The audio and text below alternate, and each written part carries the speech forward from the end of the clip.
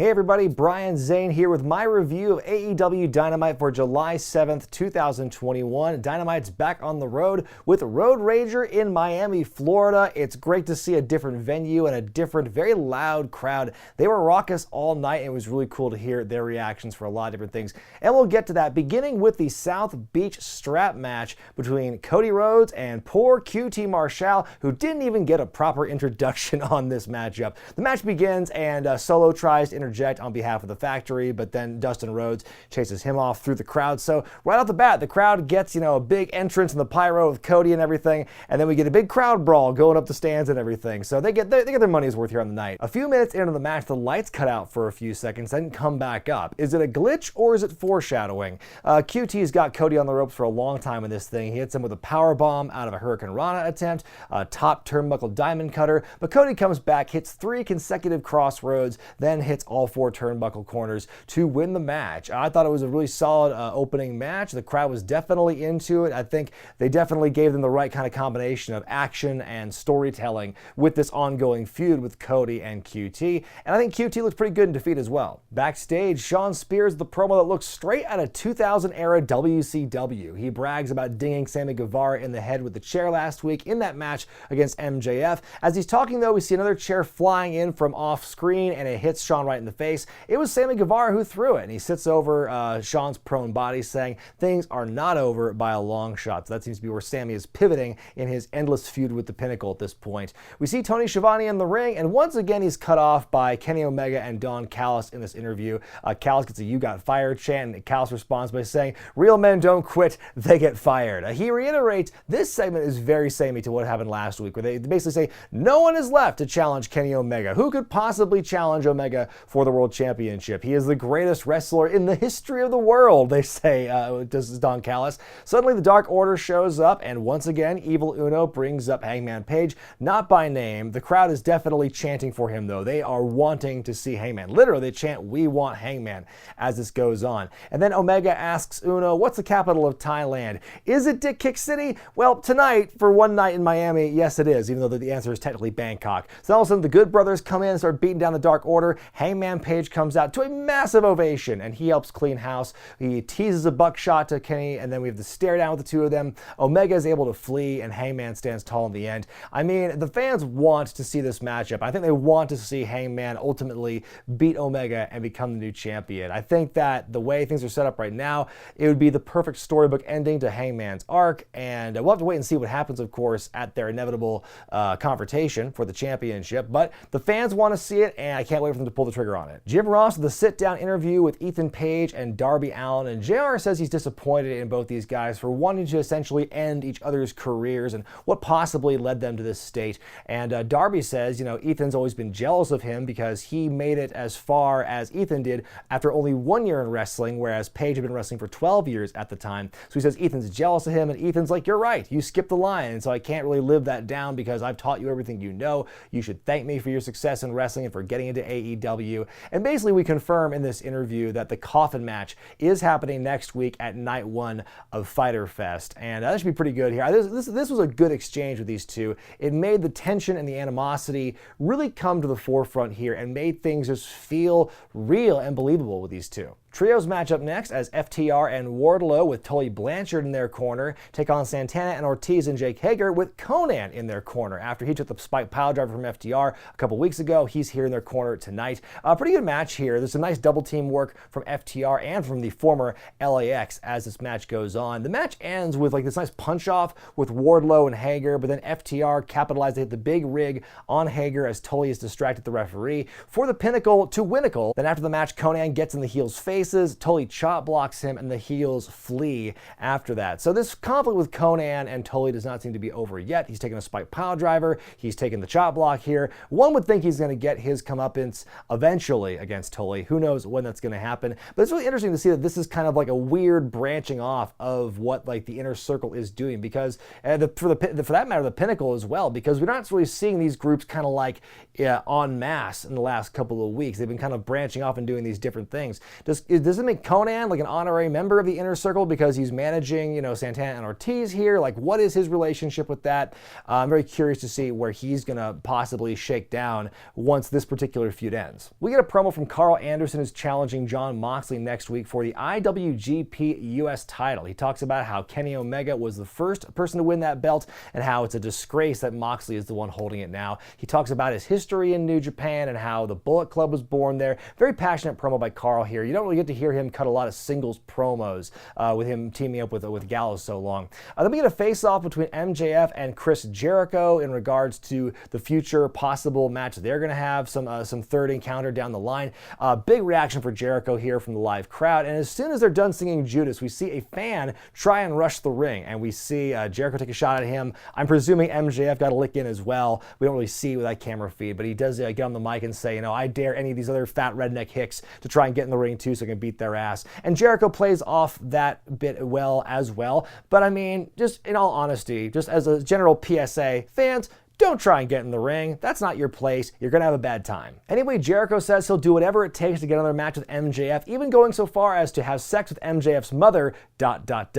again. And so MJF basically puts it to Jericho, the tests of Hercules, the trials of Hercules, where he's going to have to wrestle 4 members of the Pinnacle and win consecutive matches with different stipulations. And then finally there's a 5th unknown stipulation. And when Jericho does that and accomplishes that, then he can have his match with MJF. Jericho signs the contract and MJF wants to shake on it. And Jericho does shake hands, but he holds on, hits the Judas effect to knock MJF out to close the segment. I thought it was a good segment here. It's a small jump ahead into their storyline. They're going to be doing a lot of baby steps, it seems like that. If they're going to be stretching this out until the next main pay-per-view for Jericho and MJF, they're going to have to take their time with this one, and this was just another segment to go toward that end. And it really, besides that, the only thing that was worth talking about was the fan getting in the ring. But again, credit to them for playing off that. They're pros and it makes sense. But again, just fans, just don't. It's the only interview Schiavone's allowed to do from start to finish. This time he's interviewing Dr. Britt Baker backstage. And last week there were a couple of people in the comments who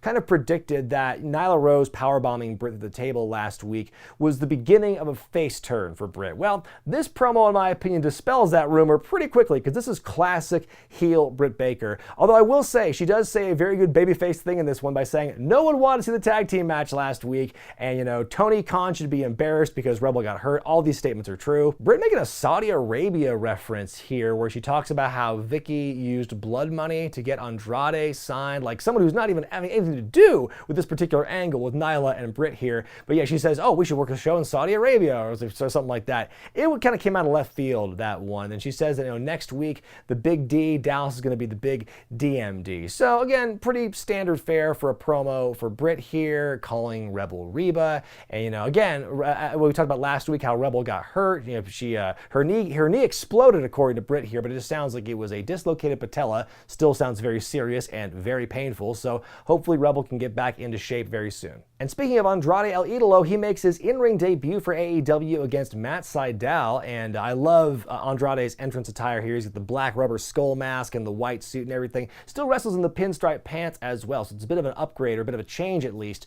from what he was wearing in WWE from his last time there. A very entertaining match here. These guys work really well with each other. There's just the right blend of athleticism and quickness for these two. I think they played off of each other very well here. Andrade ends up winning with his finisher, which is also called El Idolo. And then afterward, just for good measure, he puts Sydal in kind of a modified Rings of Saturn with a belt assist after the bell rings. So show more of the aggressive side of Andrade here. I thought it was, a good first showing in AEW for Andrade. Looking forward to seeing how he is going to do in the next few months and where he's going to kind of end up on the roster once the newness of his time in AEW has died down. And also what this relationship with Vicky Guerrero and where that's going to end up. And who was his other assistant with them tonight?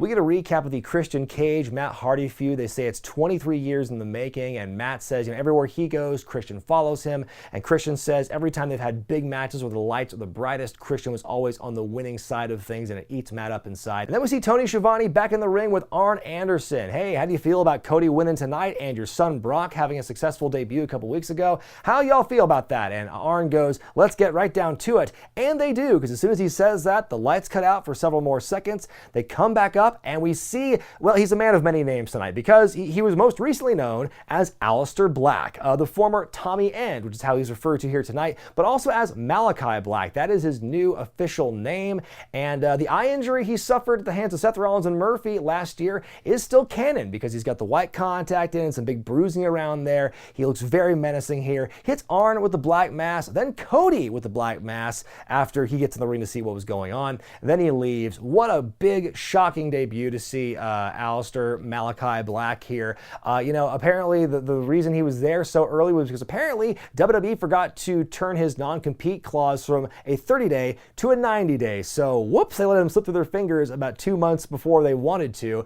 I was kind of surprised by him showing up here because of course, Selena Vega, his wife, is back in the company. It seems like he was very gracious in his release, which I think really irked a lot of people. People wanted him to dog on WWE a lot more than he ended up doing. He seemed very gracious and very thankful, for the time and the opportunities he was given. And, some might say he was talking like that in order to make it easier for Zelina to get a job, or for him to get a job back there. But now we see it's kind of similar to the Charlotte Andrade situation, where one person's working in WWE, the other person's in AEW. Very interesting dynamic here, but with Malakai Black now in AEW, I think there's a great, like I said, very shocking debut. And my one nitpick is, why does every new person or every newly turned heel person, why does Cody gotta be the first person they go through? It seems like kind of a trope at this point. But besides that, seeing Tommy End, Malakai Black in AEW, I'm totally here for it. A recap of Ricky Starks basically saying he wants to have sex with Brian Cage's wife, Melissa Santos, after he wins the FTW title, and Taz is just completely, he's lost control. He's lost the plot here.